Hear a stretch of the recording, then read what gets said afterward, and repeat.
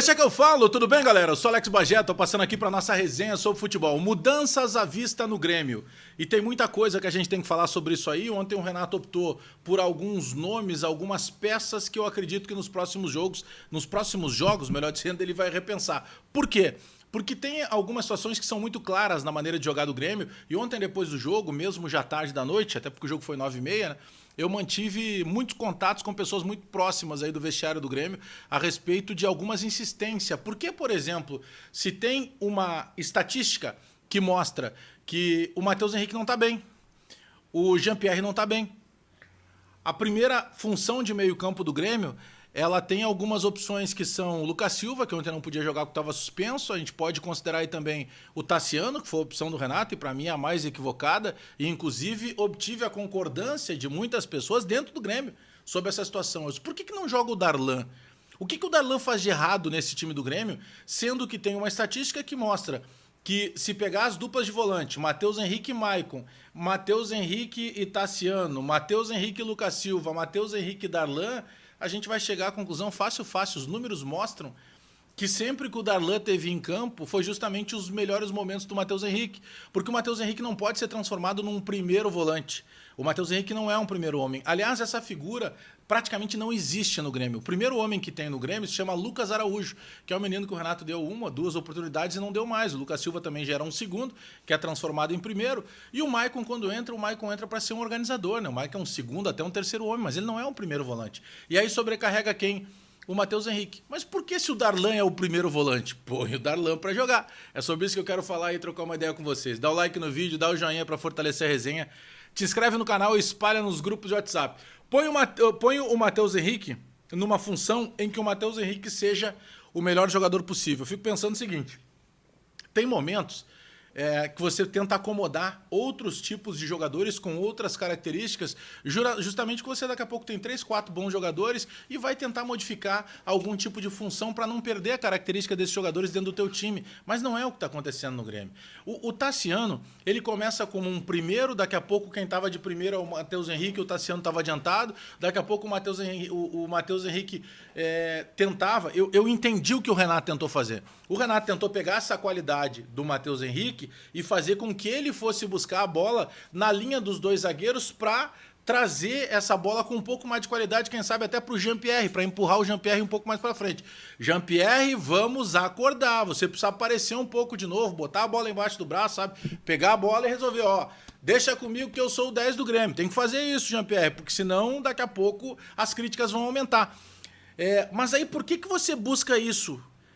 Peraí, eu vou começar com o Tassiano e aí eu faço o Matheus voltar e buscar a bola. Por que se eu já tenho o Darlan que faz isso?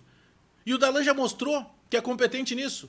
É um volante canhoto, de condução, de bom toque de bola, de bom passe, de boa marcação, de boa recomposição.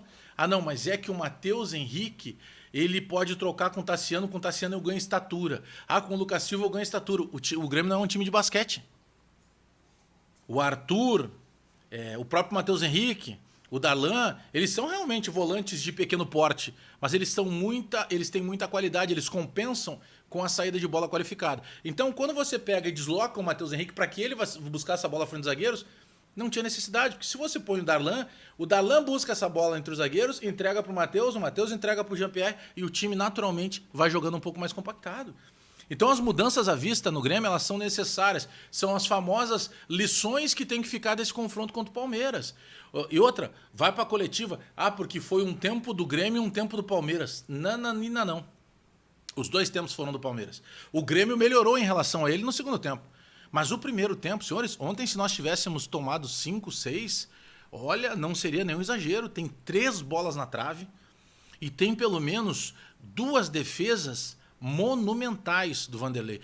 Teve uma defesa do Everton, numa falta do Diego Souza, teve outra intervenção do Everton, é verdade, teve realmente isso, e teve o gol do Grêmio. Mas o gol do Grêmio, ele foi trabalhado justamente na principal característica do Grêmio, dos melhores momentos desses 4 anos do Grêmio sendo comandado pelo Renato, que era o Grêmio da pequena triangulação, que era o Grêmio da aproximação, do passe curto, quando o Maicon projeta o Luiz Fernando faz, depois de fechar a triangulação com o Maicon, ele cruza.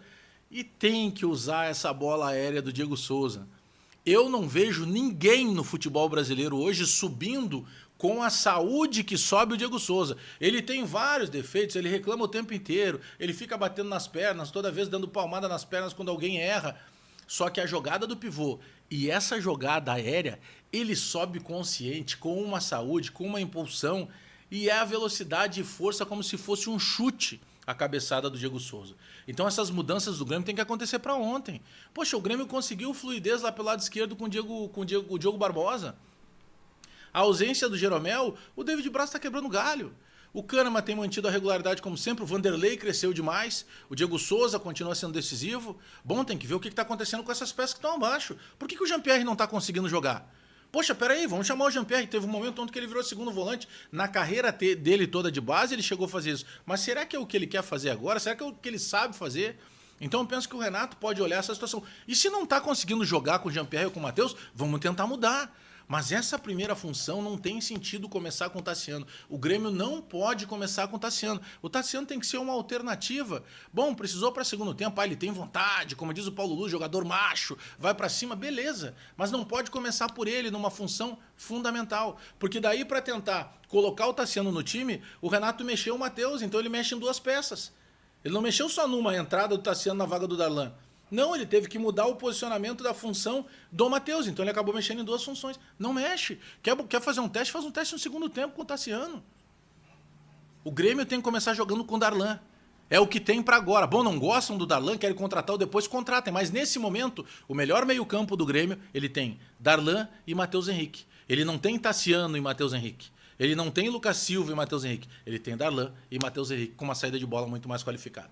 Dá o like no vídeo aí, dá o joinha para fortalecer a resenha, te inscreve no canal, espalha nos grupos de WhatsApp e aperta o sininho para receber as notificações. Abraço a todo mundo aí. Até daqui a pouco.